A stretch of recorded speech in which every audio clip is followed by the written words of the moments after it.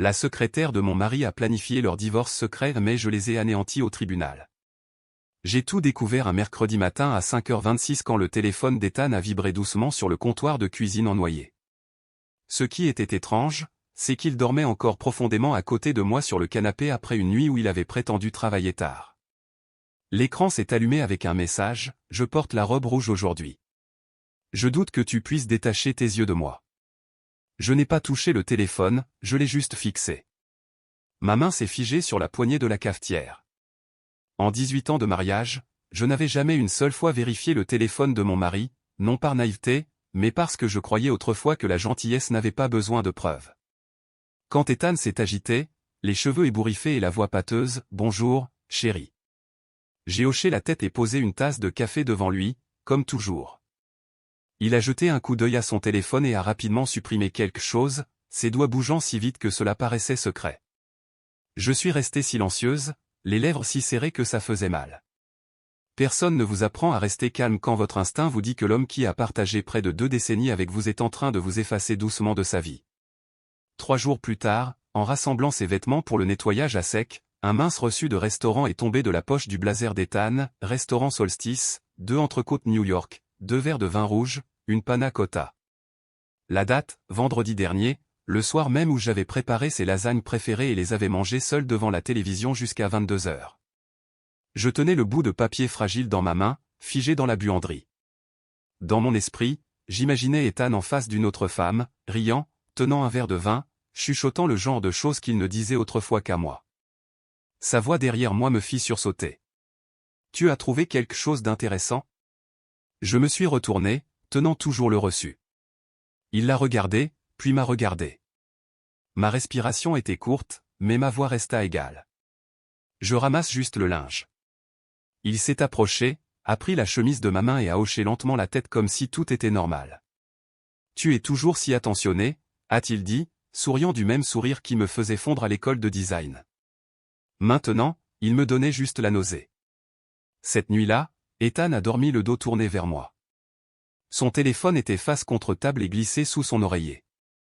Je fixais le plafond, mon cœur battant comme une horloge au mur. Le silence dans un mariage prend de nombreuses formes, parfois comme une compréhension silencieuse, d'autres fois comme une lame. Le lendemain matin, j'ai appelé le bureau d'Ethan pour lui parler du dîner de famille que je prévoyais. Son assistante, Kelsey, a répondu. Sa voix était sirupeuse mais assez tranchante pour couper. « Oh, bonjour, Nathalie.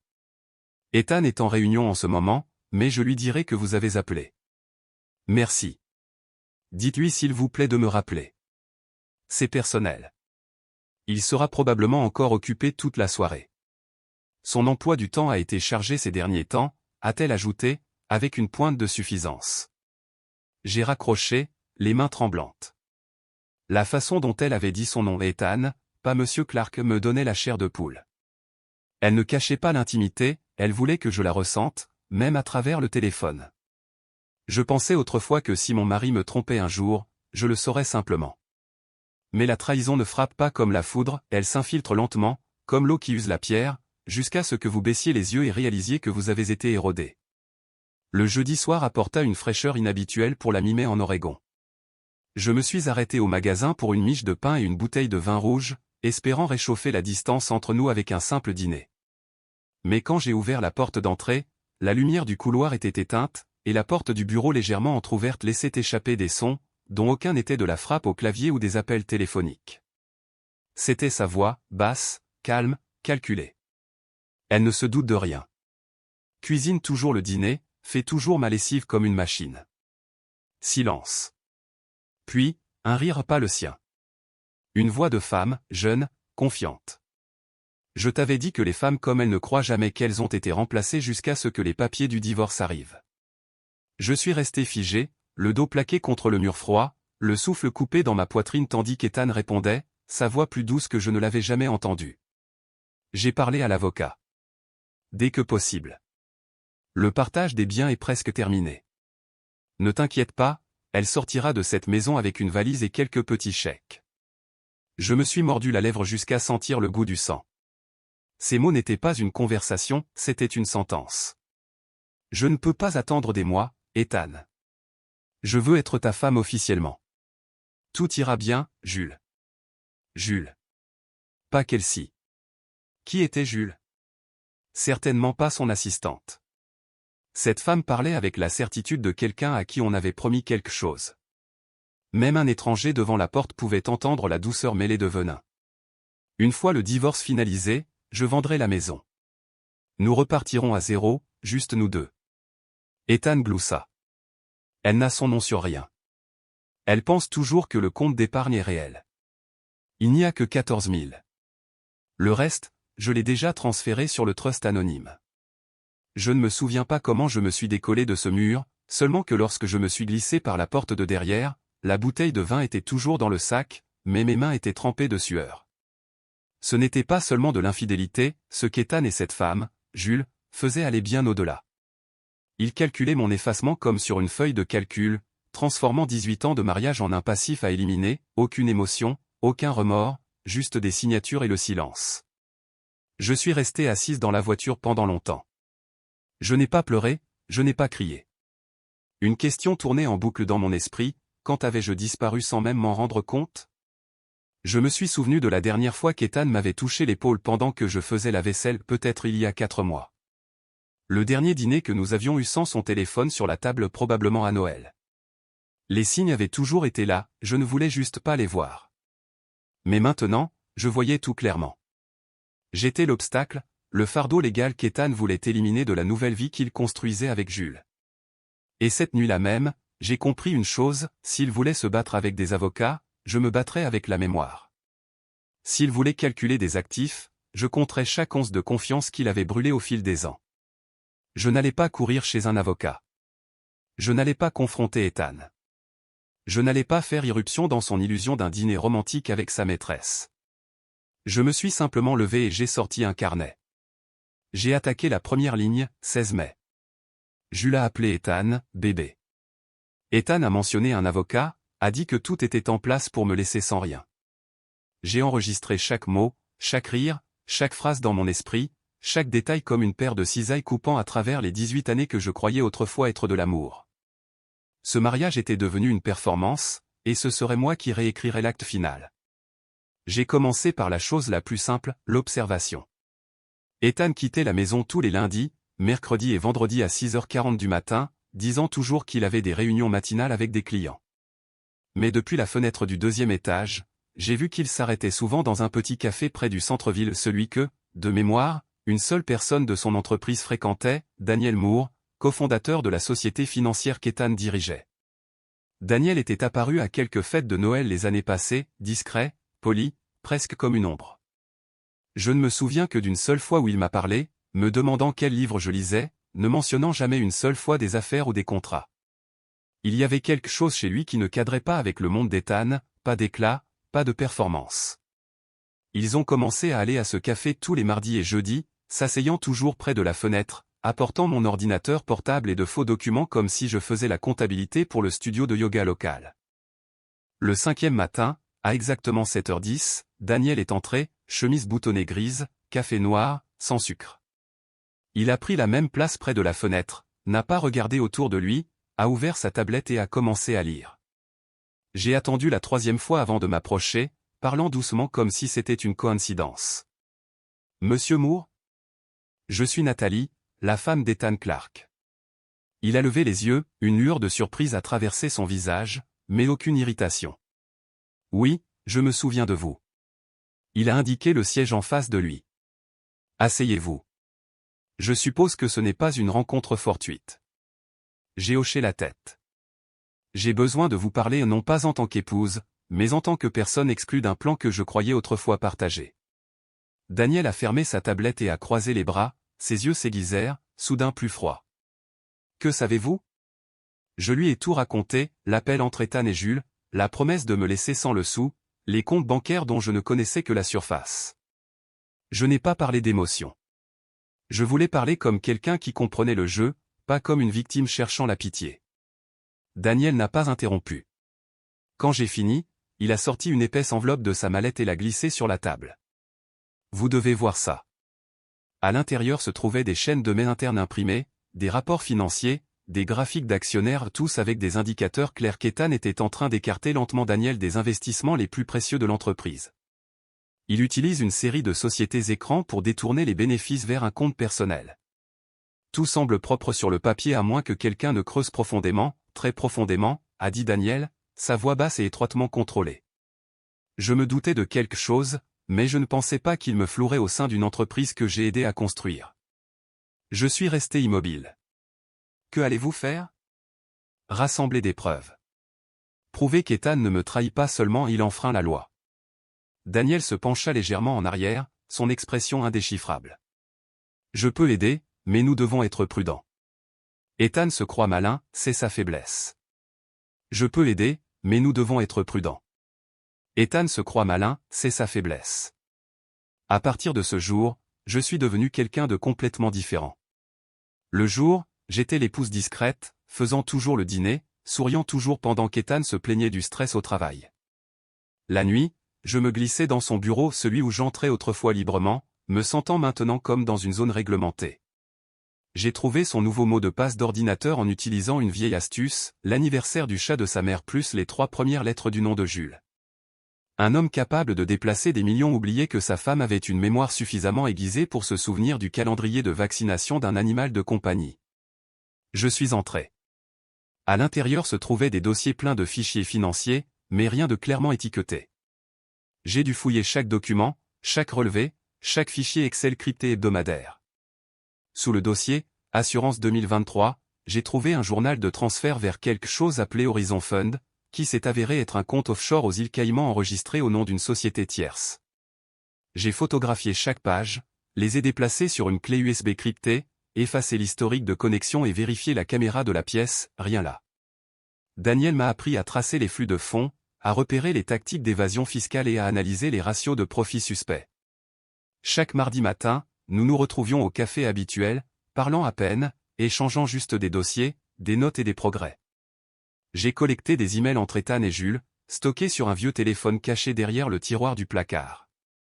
J'ai enregistré des appels internes quand Ethan laissait accidentellement son haut-parleur allumé. Il ne se doutait de rien, m'embrassait toujours sur la joue chaque matin, m'invitait toujours à des portes ouvertes le week-end, calculant probablement déjà combien il obtiendrait de la vente des propriétés dans le divorce dont il croyait que je n'étais pas au courant. J'ai commencé à jouer la comédie non pas avec des larmes et des accusations qui rendraient Ethan sur la défensive. J'ai choisi un autre acte, douce, blessée et désespérément désireuse de réparer les choses. Un soir de fin juin, juste après qu'il eut fini sa douche, je suis entré dans la pièce les yeux rougis et la voix étranglée.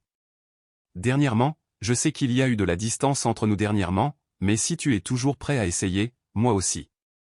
Il s'arrêta légèrement, un regard prudent parcourant mon visage, puis s'adoucit instinctivement. Je savais exactement comment il fonctionnait, le conflit signifiait un réconfort rapide. Oui, je le ressens aussi. Peut-être devrions-nous passer plus de temps ensemble, a-t-il dit, posant sa main sur mon épaule, les yeux fuyants comme s'il lisait un vieux script. J'ai baissé les yeux, laissant le silence s'étirer comme si je m'accrochais encore à un dernier espoir fragile. Mais à l'intérieur, je savais déjà qu'Ethan ne m'aimait pas, il essayait juste de me garder assez longtemps pour conclure son plan sans accroc. Le lendemain soir, j'ai accidentellement laissé un relevé bancaire imprimé sur la table de la salle à manger, puis j'ai fait semblant d'être troublé quand Ethan l'a vu. Je voulais te poser une question sur cette entrée Horizon Investment Solutions. Ça semble bizarre. Je pensais que nos économies n'étaient qu'à First West. Ethan s'est figé pendant exactement une seconde, juste une, mais assez pour que je la mémorise. Il a esquissé un faible sourire, se penchant pour débarrasser les assiettes. Oh, c'est juste un investissement flexible, un transfert temporaire pour de meilleurs taux d'intérêt. Ne t'inquiète pas pour ces choses-là. J'ai réussi un faible sourire, juste assez pour masquer la tension dans ma mâchoire. D'accord. J'étais juste un peu inquiète. Il y a eu tellement de fraude aux informations ces derniers temps. J'ai remarqué que sa prise sur le verre était un peu trop serrée. Il s'est dépêché de faire la vaisselle, et mon tétoé, dans les 36 heures suivantes, Daniel a confirmé qu'Ethan avait transféré des fonds vers un compte entièrement nouveau sous une société basée au Delaware. Je n'ai pas eu besoin de lever le petit doigt. Tout ce que j'avais à faire était de semer le doute au bon moment, Ethan paniquerait et laisserait une trace. Quelques semaines plus tard, j'ai intensifié doucement la performance.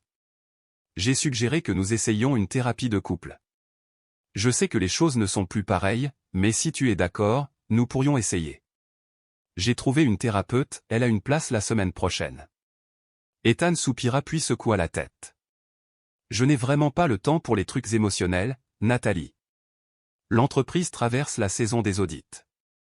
Une phrase ordinaire, sauf que je savais que l'entreprise d'Ethan ne menait jamais d'audits internes pendant l'été. Cette phrase était une couverture pour quelque chose, ou quelqu'un. Un n'était pas ça. J'ai continué à jouer le rôle de l'épouse essayant de sauver le mariage. J'évoquais de vieux souvenirs, suggérais des voyages pour rendre visite à mes parents dans le Vermont, ou planifier des escapades de week-end. Ethan acceptait tout, mais ses yeux étaient toujours sur l'horloge, ses doigts toujours sur son téléphone. Je savais exactement qui était à l'autre bout du fil. Une fois, pendant qu'il était sous la douche, j'ai intentionnellement laissé mon téléphone ouvert, montrant une fausse conversation avec Linda, ma meilleure amie imaginaire, avec le dernier message à l'écran. Je soupçonne que Jules n'est pas seulement une maîtresse, elle pourrait être impliquée dans les finances d'Ethan. Je pense engager un enquêteur en actif judiciaire, mais cela doit être discret. Je me suis assuré qu'il le voit. L'écran était toujours allumé quand il est sorti, et j'ai fait semblant de tâtonner pour l'attraper, en disant « ce n'est rien ».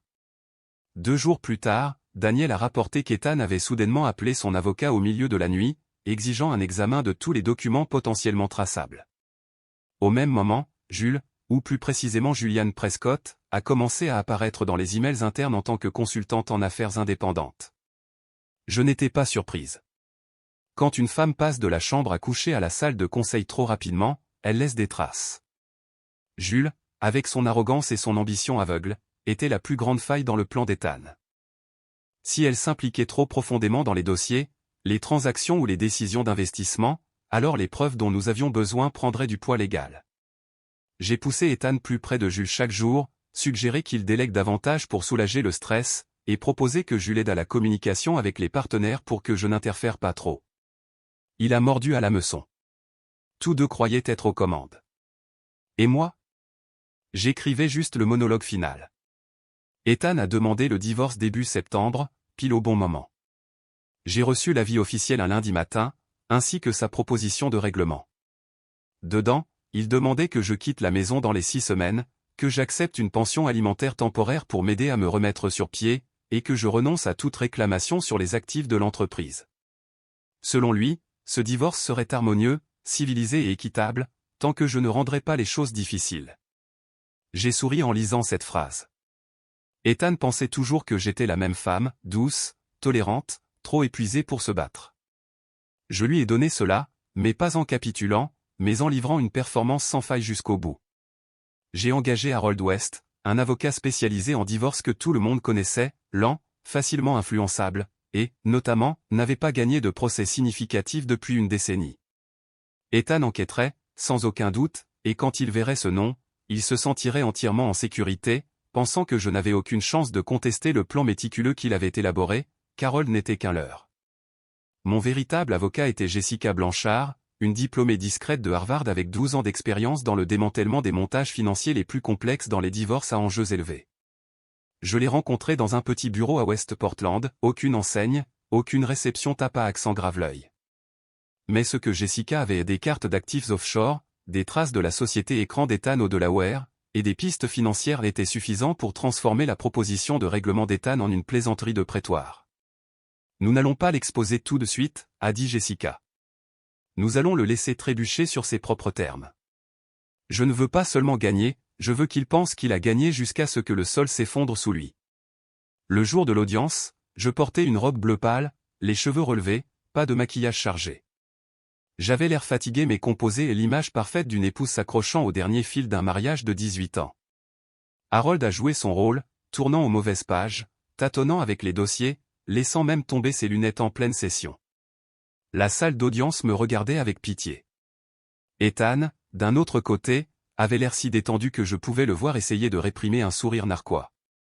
Son avocate, une femme nommée Carla Monroe, a commencé à exposer les termes raisonnables de la réconciliation. Nathalie recevrait une petite partie des biens, resterait en dehors de l'entreprise, et accepterait de ne poursuivre aucune réclamation financière future. J'ai fait semblant d'avoir la gorge nouée en entendant cette clause. Je ne veux rien, ai-je murmuré, juste assez fort pour que le juge entende. J'espère juste qu'il pourra se concentrer sur ses affaires. Ethan offrit une inclinaison mesurée de la tête, du genre qu'il pensait probablement gracieux. Carla a continué à énumérer les actifs non contestés, principalement de vieux véhicules, quelques meubles dépréciés, et un compte joint avec moins de 20 000 $. J'ai accepté, et dans chaque document que j'ai signé, il y avait de minuscules clauses, presque invisibles, insérées par Jessica.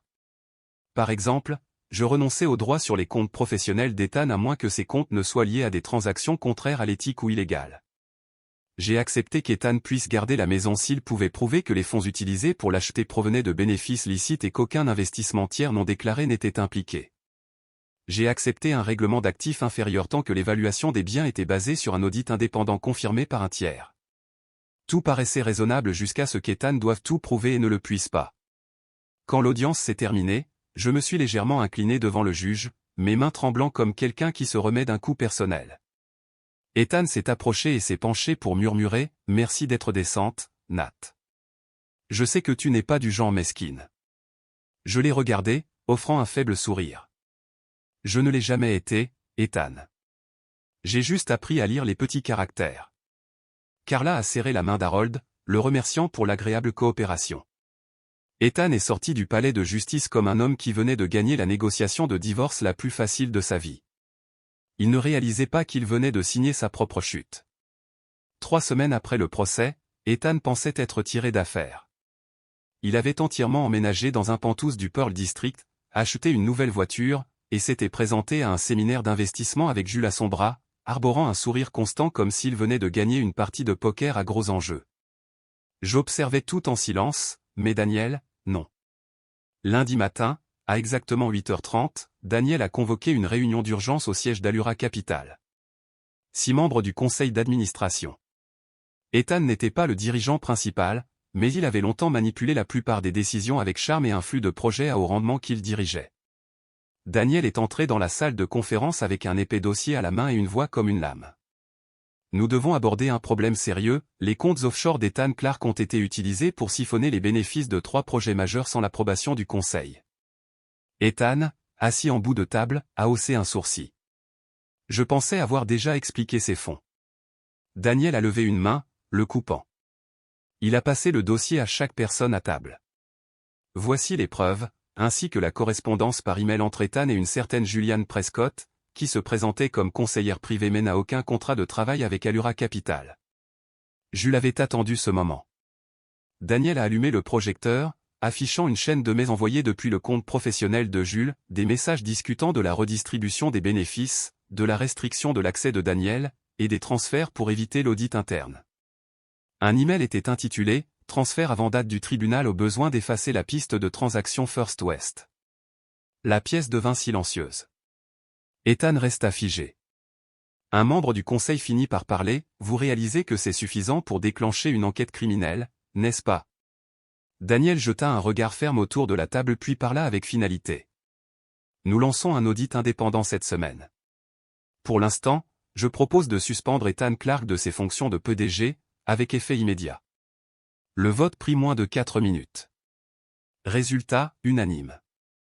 Cet après-midi-là, Ethan fut escorté hors du bâtiment par la sécurité avant qu'il ne puisse finir de rassembler ses affaires personnelles. Jules appela 3 fois en moins d'1 heure. Personne ne décrocha. Au 4e appel, ce fut le chef des ressources humaines qui lui répondit, l'informant que son poste de consultante en affaires n'était plus valide et que son email professionnel avait été désactivé. Le réseau financier de Portland n'est pas grand, un murmure au comptoir d'un café suffit. Jules devint une histoire édifiante, une femme qui rêvait autrefois d'être l'épouse du nouveau directeur n'était plus la bienvenue à aucun événement professionnel. Personne n'embauche quelqu'un lié à des transactions illicites avec un ancien PDG déchu, surtout quelqu'un qui a laissé des traces de mets comme un journal intime de criminel. Quant à moi, juste une semaine après cette réunion, Jessica a déposé une requête pour rouvrir l'examen des actifs du divorce, citant le manquement d'Ethan à divulguer des informations financières complètes lors du règlement. Nous avons soumis des relevés du compte des Caïmans, des transferts internes via des sociétés écrans, et de faux registres de paie qu'Ethan avait créés pour étayer une évaluation d'actifs inférieure. Son avocate, Carla, pouvait à peine répondre à temps. Quand elle a examiné les documents volontaires que j'avais signés au tribunal, elle a réalisé que chaque clause contenait un piège juridique. Je ne renonçais au droit que si Ethan pouvait prouver que chaque actif avait été acquis légalement. Il ne le pouvait pas. L'ensemble du portefeuille d'Ethan fut décelé. La maison, les voitures, les actions et les investissements partagés furent gelés en attendant l'enquête.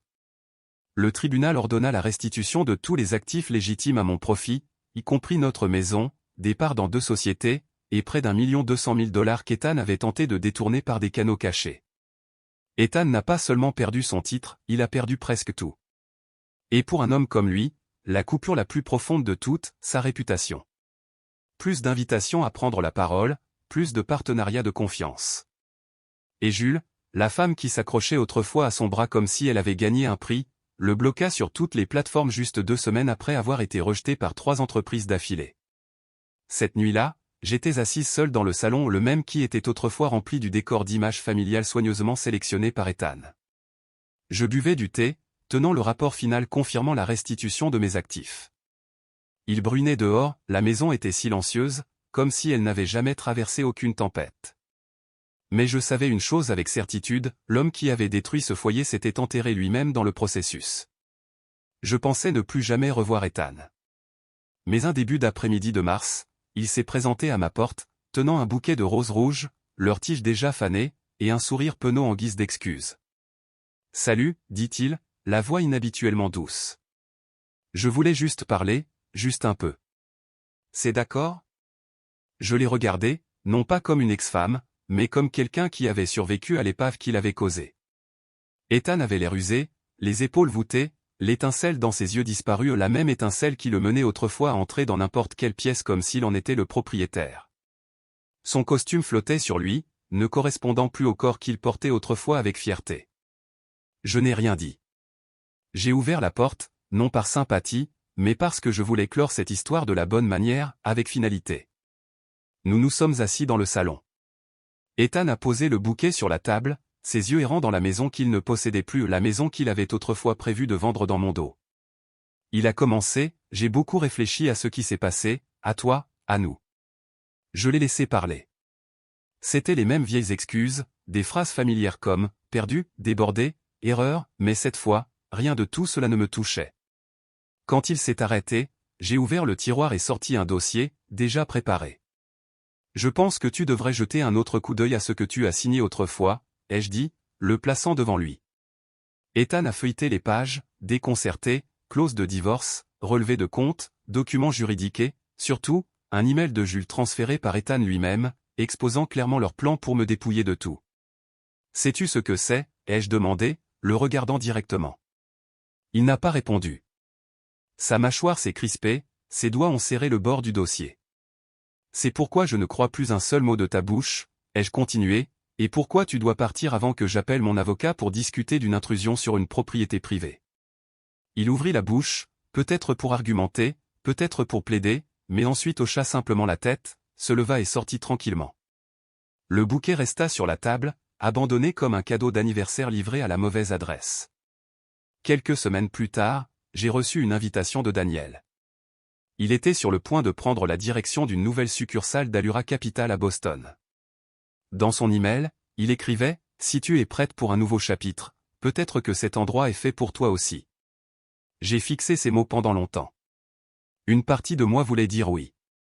Daniel était gentil, stable, et comprenait l'obscurité dont je venais de sortir. Mais j'avais passé toute ma jeunesse à orbiter autour d'un seul homme. Maintenant, je ne voulais pas entrer dans une autre orbite, aussi chaleureuse ou sûre qu'elle puisse paraître. Je l'ai rappelé. Merci, Daniel, mais je pense qu'en ce moment, j'ai besoin d'apprendre à vivre pour moi-même avant de savoir ce que je peux partager avec quelqu'un d'autre. Daniel gloussa doucement. Alors tu as fait plus de chemin que tu ne le penses, Nathalie. Je ne suivais plus les nouvelles concernant Ethan, mais Portland est une petite ville.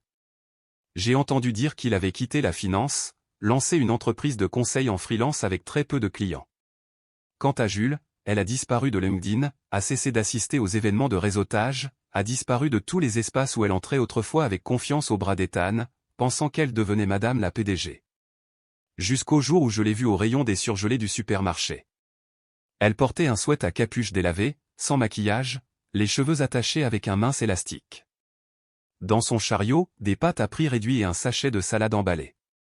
Mes yeux ont croisé ceux de Jules. Jules s'est figé un instant, son regard vide comme quelqu'un qui n'en croit pas ses yeux. J'ai fait un petit signe de tête et me suis détourné. Aucune colère, aucun mépris, elle n'était qu'une étrangère à quelqu'un qui avait autrefois fait irruption dans ma vie avec ambition mais qui n'avait maintenant aucune place digne d'être rappelée. J'ai passé le reste de l'année à planter des fleurs dans le jardin où Ethan avait autrefois prévu de construire une piscine. J'ai appris la poterie, me suis lié d'amitié avec 3 femmes de mon cours de yoga du mercredi matin. Parfois, nous cuisinions ensemble, partagions des livres, et aucune de nous ne parlait du mariage comme d'un trophée auquel s'accrocher. Un soir de fin juin, j'ai conduit seul jusqu'à Cannon Beach, baissé les vitres et laissé le vent de l'océan me fouetter les cheveux. J'avais apporté mon vieux journal, celui rempli de notes et de plans de résistance. J'ai déchiré chaque page, ligne par ligne, et les jeté dans le feu de camp, non pas parce que je voulais oublier, mais parce que je n'avais plus besoin de la mémoire pour me protéger. Maintenant, je vis à l'intérieur de ma propre histoire. Personne d'autre ne tient la plume. Certaines vérités, une fois exposées, peuvent nous briser, mais elles sont aussi la chance de recommencer sur nos 2 pieds. L'histoire de Nathalie n'est pas seulement une question de trahison, c'est un voyage d'éveil d'une épouse trompée à l'auteur de sa vie. Elle n'a pas cherché la vengeance par rage mais a répondu avec intelligence, patience et courage. Et quand elle a finalement choisi de vivre seule, ce n'était pas par solitude mais parce qu'elle avait appris à se faire confiance. C'était la vraie victoire. Qu'en pensez-vous du choix de Nathalie? Devrait-elle finalement ouvrir son cœur à Daniel? Partagez vos réflexions dans les commentaires ci-dessous, et n'oubliez pas de suivre la chaîne pour plus d'histoires puissantes sur la famille, la guérison et la redécouverte de soi.